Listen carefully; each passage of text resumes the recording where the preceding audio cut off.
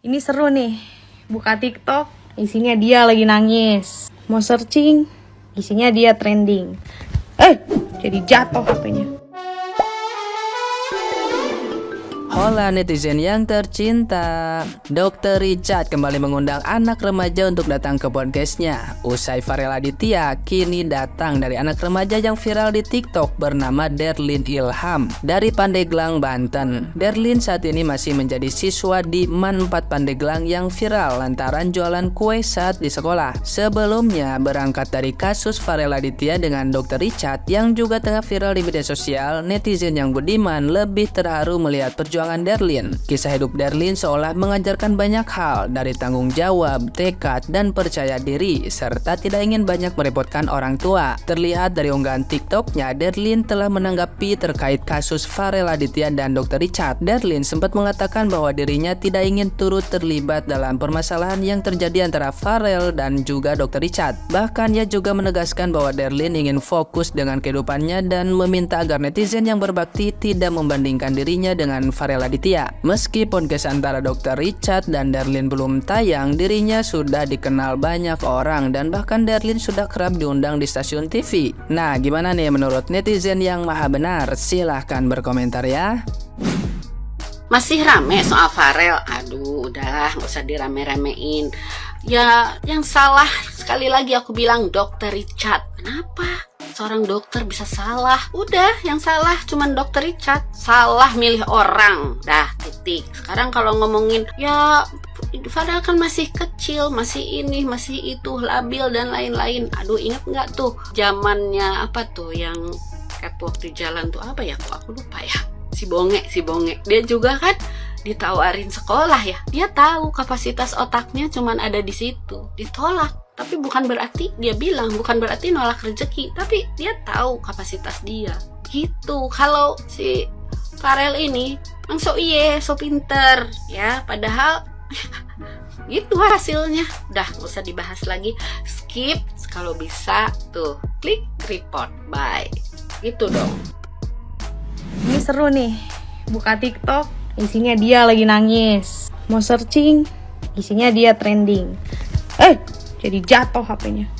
Tapi aku mau sedikit bahas ya. Gini, pertama dia udah setuju nih fasilitasnya ini, tapi kamu harus gini.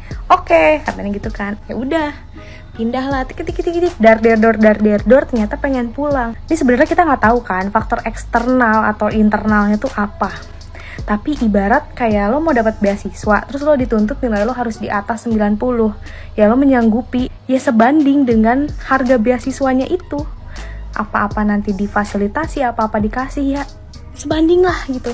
Ini kasusnya sama nih kayak sekarang. Kenapa gitu minta pulang? Padahal yang pertama kesempatan tuh gak datang 2 kali dengan cara yang sama. Kita padahal gak tahu ya, ntar kalau dia lanjut, dia bertahan lebih lama, ya mungkin susah, banyak pressure, banyak tuntutan. Tapi kalau dia bertahan lebih lama, seenggaknya dia menyelamatkan diri dia. Karena kita nggak pernah tahu, who knows ke depannya. Siapa tahu dia bisa menjadi content creator yang namanya lama di dunia entertain.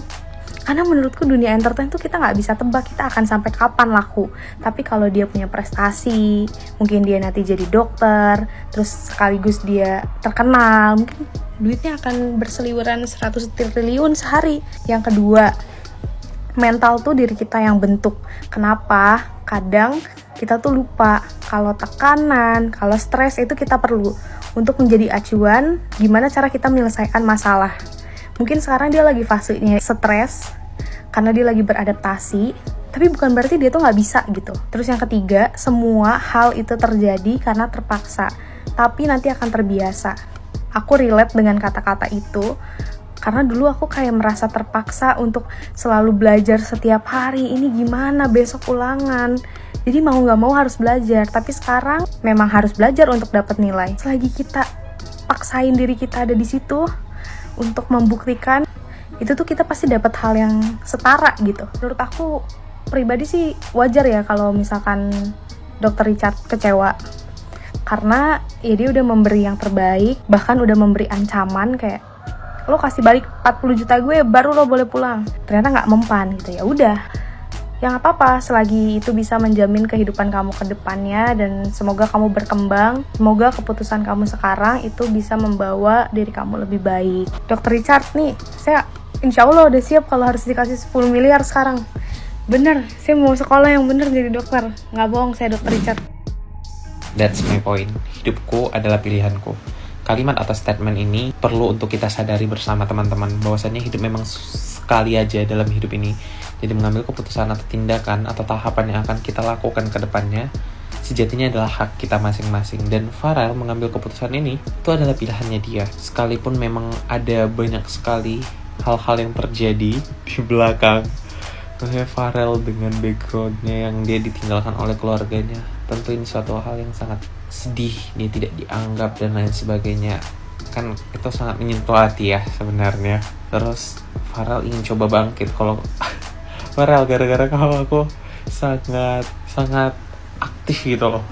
Aku cari-cari videomu dari bawah-bawah sampai kau sekarang itu menjadi trending di mana-mana. Kau sekolah di sekolah bagus di Palembang, mendapatkan amanah, dikasih iPhone, dikasih laptop dan lain sebagainya, yang sebenarnya itu sangat menguntungkan. Dan memang proses adaptasi itu tidaklah mudah, sangat-sangat tidak mudah. Terlebih lagi ketika kita merantau, finansial saja tidaklah cukup, perlu juga mental, dan itu dirasakan oleh anak rantau di mana saja, dan mungkin Farel juga merasakannya. Tapi yang mau digaris bawah ini di sini sebenarnya adalah kau agak labil ya, pelin-pelan juga. Kayak kalau kalian ikuti dia tiap hari itu, iya, meskipun berat aku akan melewatinya, tidak akan menyerah untuk nenek, untuk keluarga gitu. Kayak besok nangis-nangis lagi, besok semangat lagi dia, besok tiba-tiba kerja kelompok, teman-temannya kerja kelompok itu kayaknya mikir berat, buat konten dia, teman-temannya kayaknya dalam hati ngomong dia anak kenapa sih. Tapi Farel perlu dipahami teman-teman. Iya kan Farel, itu yang perlu kau dengar sebenarnya kan. Kau perlu support kami. Enak memang jadi seleb talk ini Farel, aku lihat dirimu ini nangis-nangis aja, aku kayaknya banyak kali kamu mau lah aku Farel. Bismillah, kita nggak canda. Pokoknya ibahnya justru ke Dr. Richard Lee. Anjay, bisa angkat aku Richard Lee? Enggak, sekian, terima kasih, bye. Farel Aditya, ibu kamu jelekin, bapak kamu jelekin. Sekarang ada orang baik, kamu cari-cari juga kekurangannya. Kamu bilang tertekan, kamu bilang gak sanggup, mental health, sampai bingung ya. Definisi mental health buat kamu tuh apa ya? Padahal di sekolah sebelumnya kamu juara, kamu juga punya berbagai prestasi di bidang itu. Dimasukin serius, kamu ngedown. Padahal di awal-awal kamu bikin konten terus di sekolah itu. Hidup lo tuh maunya apa sih, Re? Gara-gara ngikutin kasusnya Farel sama Dr. Richard, gue jadi tersadar akan satu hal.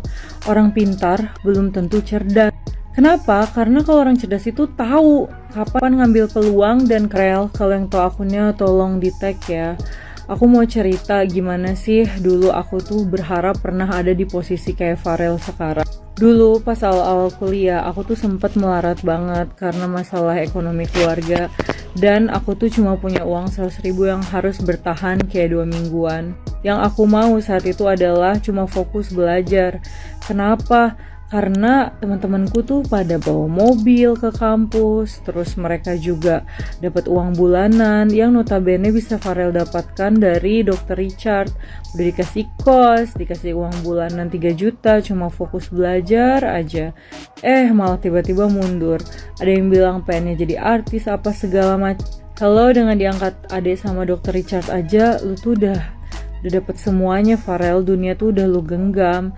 Cuma model konsisten tuh emang susah sih. Akhirnya sekarang gue jadi paham juga kenapa banyak orang yang susah sama Allah belum ditolong, karena mungkin emang mentalnya belum siap.